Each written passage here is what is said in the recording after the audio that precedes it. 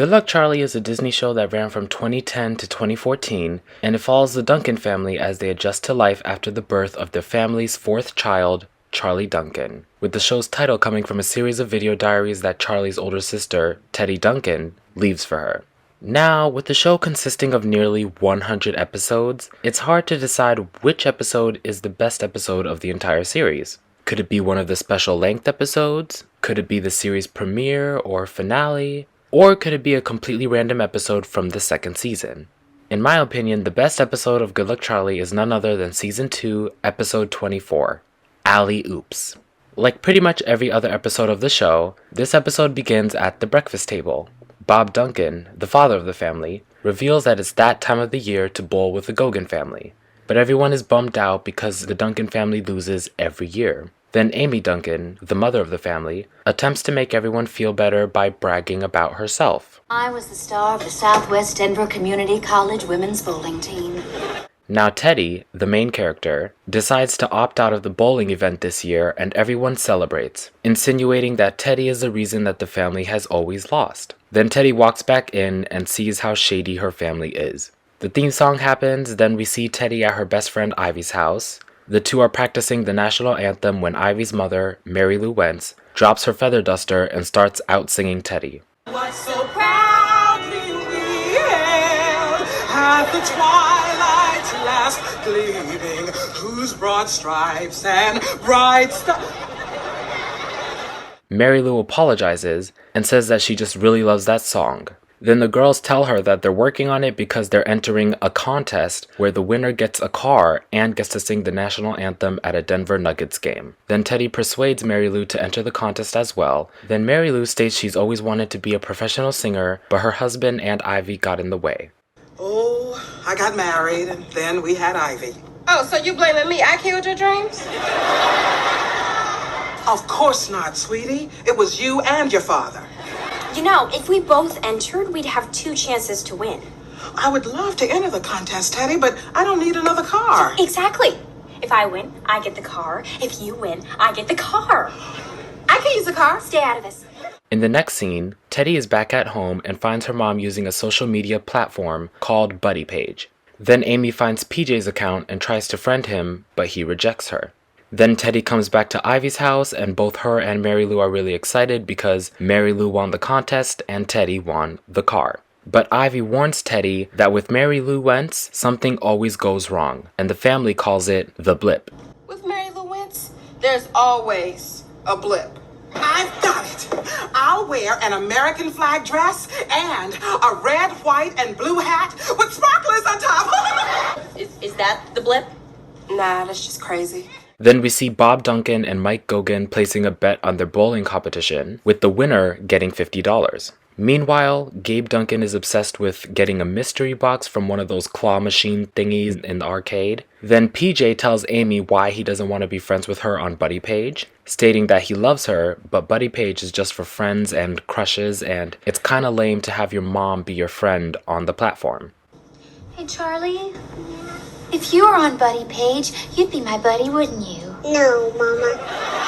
Then we go back to Ivy's house where everyone is ready to go to the arena where Mary Lou will perform the national anthem. But she gets cold feet, locks herself in the bathroom, and this is where Mary Lou has reached the blip. She's not coming out, is she? No, she's not. Blip? Blip. Now Teddy tries to encourage Mary Lou to get out of the bathroom and go to the arena, but it's not working. Then Gabe tells Amy that he'll help her snoop on PJ's Buddy Page account without PJ knowing. And now we go back to Ivy's house, where Teddy is now yelling at Mary Lou to get out, but it's still not working. Teddy, that's funny. Do it again. It was pretty good. Then Teddy comes up with a plan and says she'll explain it on the car ride to the arena. Teddy then asks Mary Lou if she trusts her, then Mary Lou comes out of the bathroom and tells Teddy that she trusts her. Then they all head to the arena. We then jump back to the bowling alley, where the Duncans and the Goguens are in the midst of their competition.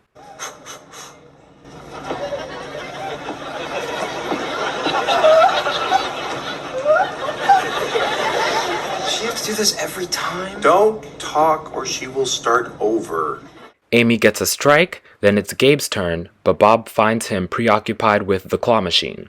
Gabe has run out of tokens and is asking his dad for more, but Bob declines, then he picks up Gabe and carries him back to the bowling alley. Gabe reluctantly bowls, then he hits up PJ for some more coins, but he doesn't have any. Gabe then asks for money and tells PJ that Amy is snooping on his Buddy Page account. Then Gabe takes the money from PJ and heads back to the arcade. Meanwhile, the girls arrive at the arena and Mary Lou is nervous, but Teddy assures her that everything is going to be fine. Then we go back to the bowling alley, where it looks like the Duncans are going to win the bowling competition. But when it's Gabe's turn, they find out that he's gotten his arm stuck inside of the claw machine. It's now looking like the Duncan family will have to forfeit and lose another year if they can't find another Duncan to play. Then Bob thinks of the one Duncan family member left, 2-year-old Charlie Duncan. Now, Charlie wastes her first ball in a very funny and adorable way. Then she's down to her last ball. Then we cut back to the arena, where Teddy is standing in front of thousands of people and is lip-syncing to Mary Lou Wentz. Oh, say, can you see where the dawn light was so proudly we came at the twilight's last gleaming. Then Charlie very slowly knocks down the last 2 pins with the last bowling ball, making the Duncan family the winner of this year's bowling competition and the $50.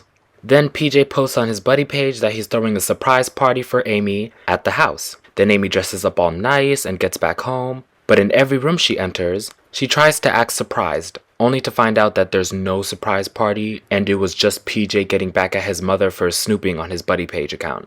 Then Teddy leaves a video diary for Charlie, where she reveals that she did get the car, but since the contest was sponsored by a toy company, the car Teddy won was actually a toy car for children, which Teddy immediately gave to Charlie. Then in the closing credits, Gabe finally gets the mystery box, but is upset to find out that inside is only a whistle. Then PJ blows the whistle and a genie resembling Bob pops up and grants him 3 wishes, which he completely wastes. And that is the end of the episode. Now you may be asking why I chose this completely random episode from the tail end of season 2 as the best episode of the entire show.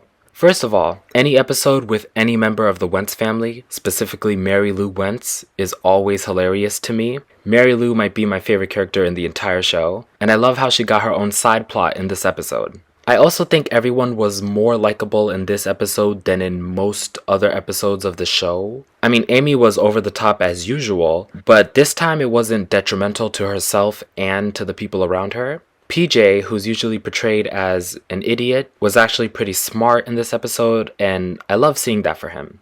Everyone in the family, except for Teddy of course, had to show up for Bob's event and support him, which was nice to see because most of the time they just make fun of him.